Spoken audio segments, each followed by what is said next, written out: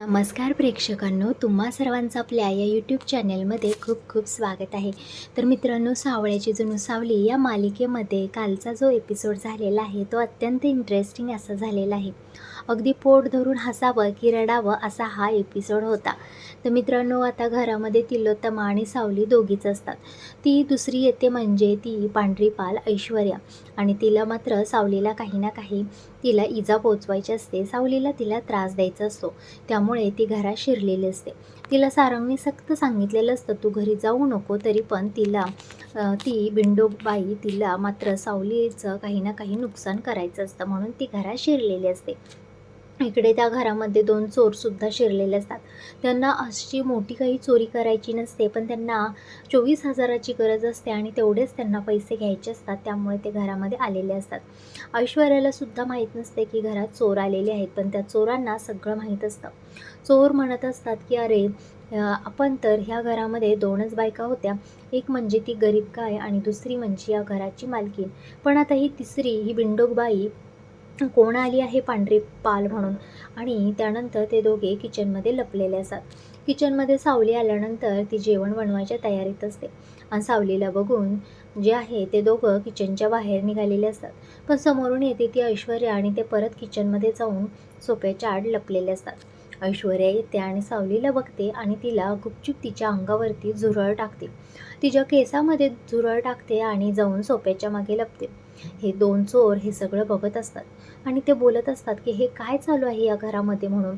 त्यांनाच कळत नाही की ही काय भानगड चालू आहे नक्की ती. आणि सावलीला कळतं की तिच्या डोक्यामध्ये काहीतरी आहे. ती बघते तर तिला जाणवतं तिच्या डोक्यामध्ये झुरळ आहे म्हणून. पण ऐश्वर्याने तिच्या डोक्यामध्ये नकली झुरळ टाकलेलं असतं. पण सावलीला वाटतं की माझ्या डोक्यामध्ये खरोखरचं झुरळ पडलेलं आहे, आणि ती जोरजोरात ओरडायला लागते. ती अशी काही ओरडते की इकडे तिलोत्तमाचा जीव घाबराघुबरा होतं. तिलोत्तमाला वाटतं की हिला काय झालं नक्की, आणि तिला चालता येत नसताना सुद्धा कशी कशी ती जिना उतरत खाली येत असते. कारण तिला वाटतं की या पोरीला काय झालं आता, ही एवढी अशी का ओरडत आहे म्हणून. मात्र सावली एवढ्या जोरजोरात ओरडत असते की तिला काय करू आणि काय नको असं झालेलं असतं. आणि सावलीला येऊन ती विचारते, अगं काय झालं गं पोरी, एवढी का ओरडत आहेस म्हणून. तेव्हा सावली तिला खुणवा खुणव करून सांगत असते. अगदी अशी 2 हात वर करून शिंग आलेत असं दाखवत असते, पण तिला सांगायचं असतं की 2 मिशावालं हे झुरळ आहे म्हणून. आणि तिलोत्तमाला असं वाटतं की मला ही चिडवत आहे, मला 2 शिंग दाखवत आहे म्हणून.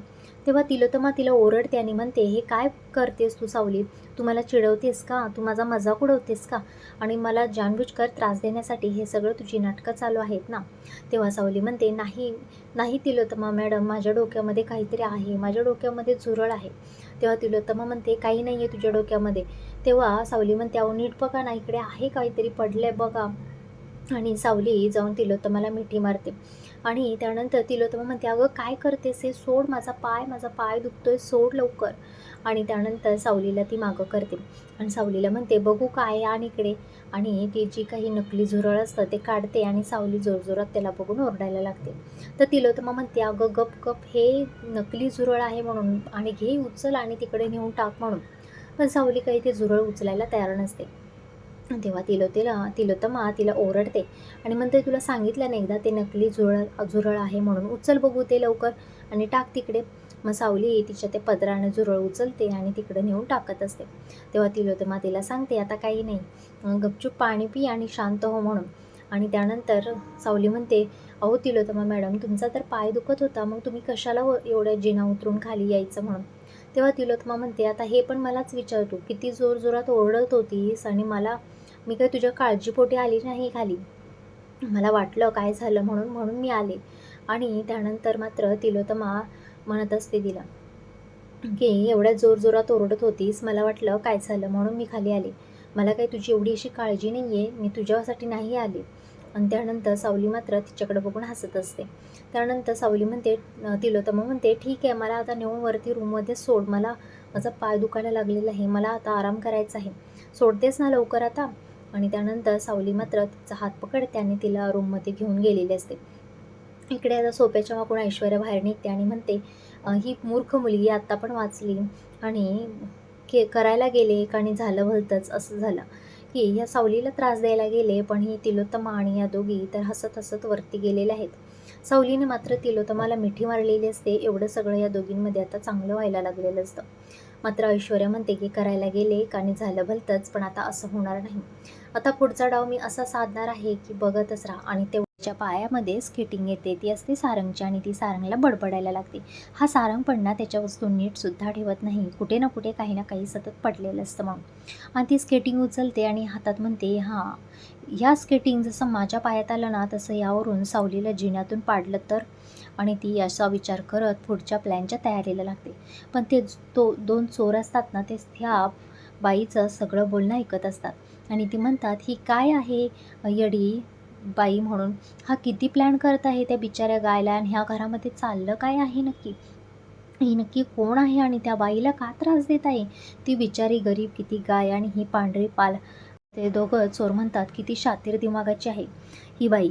आणि ते काय करतात की हे म्हणतात की आपल्याला ती जी काही या घराची मालकीण आहे तिथं जागा बसलेली आहे, तिच्या तर पाया चमकलेला आहे, त्यामुळे तिच्यापासून आपल्याला काहीच धोका नाही. आणि ती गरीब गाय ती तर काय करणार आहे. तर तो एक चोर म्हणत असतो, नाही नाही, तिला पण आपण काहीतरी करूयात म्हणून, तिच्या पण डोक्यात आपण दगड घालूया म्हणून. तर एक चोर म्हणतो, नाही नाही, तिच्या डोक्यात नको घालायला, ती अगदी गरीब गाय आहे आणि बघितलं विठ्ठलाची परमभक्तसुद्धा आहे, तिला नको आपण काय करायला. ही जी पांढरी बाई आहे ना, हिलाच आपण बेदम मारूया आणि ही आपला काटा नक्कीच बनू शकते, कारण ही खूप शातीर दिमागवाली आहे आणि आपल्याला हिच्यापासून सावध राहावं लागेल. हिला जर बाजूला केलं ना तर आपलं काम सगळं सोपं होऊन जाईल. आणि त्यानंतर एक चोर म्हणतो, ठीक आहे, आपण हिलाच आपल्या रस्त्यातून अगोदर हिला माघारी काढूया आणि मग आपण आपली चोरी करूयात म्हणून. आणि त्यानंतर ते काय करतात, ऐश्वर्याने जिथं स्केटिंग मशीन ठेवलेली असते तिथली ती मशीन काढतात आणि दुसरीकडे ठेवतात आणि ऐश्वर्या त्याच्या विरुद्ध बाजूला जाऊन लपलेली असते. आणि त्यानंतर सावली जी आहे ती तिलोत्तमाच्या रूममध्ये तिलोत्तमाला जेवण घेऊन गेलेली असते. तिलोत्तमाला जेवण घेऊन गेल्यानंतर तिलोत्तमा ही जेवायला बसलेली असते, पण तिलोत्तमाच्या तोंडामध्ये तिचा हात जात नसतो. तेव्हा सावली म्हणते, द्या इकडे, मी तुम्हाला चारते म्हणून. पण तिलोत्तमा ऐकायला तयार नसते आणि सावली पण हट्टी झालेली असते. सावलीसुद्धा म्हणते, तुम्हाला नाही जमणार आहे, कारण हाताला खूप लागलेला आहे तुमच्या, त्यामुळे मी तुम्हाला चारते. आणि त्यानंतर तिलोत्तमा म्हणते, ठीक आहे चार, मला पण भूक लागलेली आहे, लवकर चार म्हणून. आणि सावली तिला चारत असते.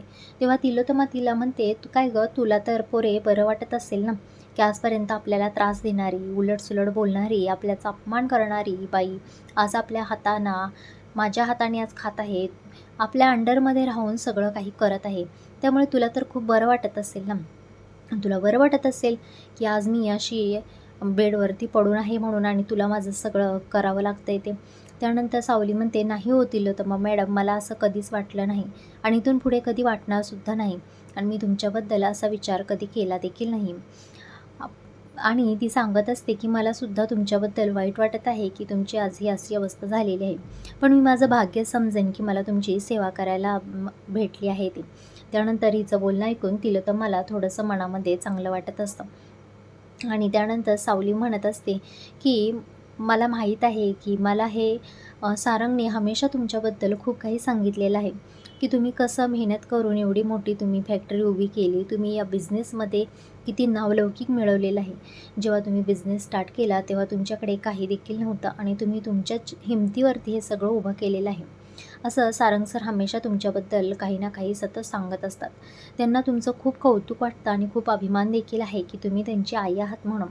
तेव्हा तिलोत्तमाला हे ऐकून खूप बरं वाटतं आणि ती म्हणते, हो, हे खरं आहे की मी माझ्या हिमतीवरती हे सगळं केलेलं आहे आणि करावंच लागणार आहे, कारण खाली नुसतं बसून काही होणार नाही आहे. कष्ट केल्याशिवाय कोणतीच गोष्ट साध्य होत नाही. पण कष्टासोबतच आपल्या मुलांना देखील नीट त्यांचं संगोपन करणं ही सुद्धा आपली जबाबदारी आहे. आपल्या गरिबीचे जे काही चटके आहेत ते मुलांना पडू नयेत यासाठी आपल्याला हमेशा प्रयत्न करत राहावं लागतं.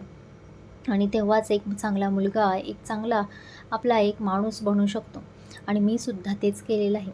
माझ्या गरिबीचे चटके मी माझ्या मुलांना कधीच बसू दिलेलं नाही. त्यांना जिथं हवं आहे, जे हवं आहे ते मी त्यांना दिलेलं आहे. त्यानंतर सावली सांगत असते की हो, सारंग सुद्धा तुमच्याबद्दल हमेशा मला सांगत असतात की तुम्ही कशा पद्धतीने हे सगळं एवढी मोठी बिझनेस सगळा उभा केलेला आहे. हे सगळं अंपायर तुम्ही उभं करण्यासाठी किती रात्रंदिवस मेहनत घेतलेली आहे ते. तेव्हा तिलोत्तमालासुद्धा पहिले दिवस आठवतात आणि हो ती म्हणत असते की मी दिवस रात्र काम करून हे सगळं मी उभं केलेलं आहे आणि हे सगळं मी माझ्या स्वतःच्या हिमतीवरती उभं केलेलं आहे आणि माझ्या मुलांनासुद्धा मी चांगले संस्कार दिलेले आहेत, त्यांना चांगलं एक माणूस म्हणून घडवलेलं आहे. त्यानंतर त्यानंतर सावली म्हणते, "तुम्हाला एक विचारू का? तुम्हाला राग तर नाही ना येणार?" तेव्हा तिलोत्तमा पण म्हणते, "विचार ना, काय झालं? विचार."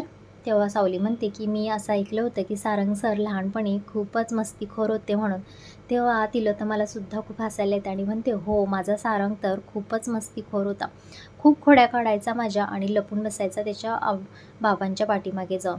आणि त्यानंतर मात्र मी जिथल्या तिथे पोरांना ठेवलेलं आहे. मी जेवढी प्रेमळ होते, जेवढे त्यांचे लाड पुरवले, तेवढे मी त्यांच्या बाबतीत स्ट्रिक्टही होते. लाड मात्र त्यांचे पप्पा जास्त त्यांना करायचे, पण मी सगळ्या गोष्टी माझ्याकडून सेम पुरल्या जात होत्या. मी लाड पण तेवढेच करायचे, स्ट्रिक्ट पण तेवढेच होते आणि कडक पण तेवढेच होते. माझा घरामध्ये अगदी धाक होता आणि मुलांच्यावरती सुद्धा पहिल्यापासून धाक होता. मला मुलं पहिल्यापासूनच खूप भीत होते म्हणून. पण मी त्यांना चांगले संस्कार देणं हाच माझा उद्देश होता. की त्यांनी तेवढ्यासाठीच मला भीती घालायची होती की त्यांनी आईच्या अंडरमध्ये राहावं, कुठल्याही वाईट मार्गाला त्यांनी लागू नये. त्यामुळे मी त्यांच्यावरती धाक दाखवत होते. आणि सारंग तर खूप खोड्या काढत असत तो. लहानपणी त्याने मला खूप त्रास दिला आहे, माझा खूप मार त्याने खाल्लेला आहे, असं ती तिलोत्तमा हसून अगदी सावलीला सांगत असते. तिलोत्तमालासुद्धा कधी नव्हे ते सावलीशी असं हसून गप्पा ती मारत असते आणि गप्पा मारताना तिलोत्तमा ही सावलीच्या हातून जेवण खात असते. तेवढ्यात तिथं फोन येतो, तो म्हणजे सारंगचा. आणि सारंगचा फोन आल्यानंतर तिलोत्तमा विचारते, "कोणाचा फोन आहे?" तेव्हा सावली म्हणते, "सारंग सरांचा फोन आहे." तिलोत्तमा म्हणते, "स्पीकरवर टाक बघू." आणि त्यानंतर ती स्पीकरवरती फोन टाकते. तेव्हा सारंग सर बोलत असतात की आम्हाला यायला थोडा लेट होणार आहे, मॉमची तब्येत कशी आहे म्हणून. तेव्हा सावली म्हणते, "मॉमची तब्येत आता ठीक आहे, त्यांची काहीच काळजी करायची तुम्हाला गरज नाही, अगदी व्यवस्थित आहेत त्या म्हणून, जेवण करत आहेत म्हणून." आणि त्यानंतर सारंग म्हणतो, "हो, मग ठीक असू दे, सांग तिला मी तिच्याबद्दल विचारलं होतं म्हणून." सावली म्हणते, "हो हो, सांगते मी." आणि सारंग म्हणतो, "काय अगं, सकाळी मी घरातून बाहेर गेलो आहे, मला तुझी खूप आठवण येते, आज दिवसभर मी तुला पाहिलं देखील नाही. आय मिस यू सावली." आणि हे ऐकून तिलोत्तमाला खूप लाजल्यासारखं होत असतं आणि तिला खूप मोठा ठसका लागत असतो. मग सारंगलासुद्धा कळतं की हा स्पीकर मोबाईल जो आहे तो स्पीकरवरती होता आणि आपलं बोलणं हे मॉमने ऐकलेलं आहे म्हणून. मग सावली फोन अगदी गडबडीत कट करते आणि तिलोत्तमाला पाणी देत असते. आणि त्यानंतर तिलोत्तमाला पाणी दिल्यानंतर सावली मात्र खाली गेलेली असते आणि पण ती स्केटिंगवरनं घसरली नाही हे बघून ऐश्वर्या म्हणते, "कुठं गेलं ते स्केटिंग? मी तर इथंच ठेवलं होतं." आणि ऐश्वर्याची अशी धांदळ उडताना बघून त्या चोरांना मात्र खूपच हसायला येत असतं. त्यांना खूप मजा वाटत असते की ऐश्वर्याची अशी फजिती झाली म्हणून. आणि त्यानंतर ते चोर जे आहे ते म्हणतात, आपल्याला हिचाच काटा काढावा लागेल म्हणून. सावली जी आहे ती खाली येते, सगळी दारं खिडक्या वगैरे बंद केलेत का बघत असते आणि आपल्या विठुरायाला पाया पडण्यासाठी गेलेली असते. डोळे मिटून त्याच्या पाया पडत असते आणि तेवढ्यात तिथं येते ऐश्वर्या. ऐश्वर्या म्हणते, "या सावलीला मी आता चांगलाच धडा शिकवणार आहे. तिच्या डोक्यामध्ये आता मी काठीच घालणार आहे." आणि त्यानंतर जी आहे ती ऐश्वर्या जिन्यातून एक काठी घेऊन त्या सावलीच्या मागे मागे येत असते आणि त्या ऐश्वर्याच्या मागे हे 2 चोर दगड पिशवीमध्ये घेऊन आलेले असतात आणि त्यांना त्या ऐश्वर्याच्या डोक्यात घालायचं असतो. आणि हातामध्ये जी असते तिला बेशुद्ध करण्याची रुमालावरती पावडर घेऊन आलेले असतात, जेणेकरून डोक्यामध्ये दगड घातला आणि तोंडाला रुमाल लावला म्हणजे तिचा आवाजसुद्धा निघणार नाही. अशा पद्धतीने त्याने प्लॅन केलेला असतो. आणि सावली मात्र आता विठुरायाच्या पुढे अगदी मंत्रमुग्ध होऊन ती पाया पडत असते. तिला आजूबाजूचं काही चाललंय, काय भान नसतं, अशी ती देवाबरोबर एकरूप होत असते आणि नमस्कार करत आहे. आणि आता ऐश्वर्याने तिच्या पाठी उभं राहून काठी घेतलेली आहे तिच्या डोक्यात मारण्यासाठी. आणि त्याच्याच मागे अगदी चोर पळत पळत आलेले असतात की ऐश्वर्याने काठी मारायच्या अगोदर त्यांना काठी मारायची असते. ती दगड घालायचा असतो ऐश्वर्याच्या डोक्यामध्ये, कारण की त्यांच्या या सगळ्यामध्ये ती अडी येणार आहे असं त्यांना वाटत असतं. तर आता बघूया पुढच्या एपिसोडमध्ये नक्की काय होतं ते.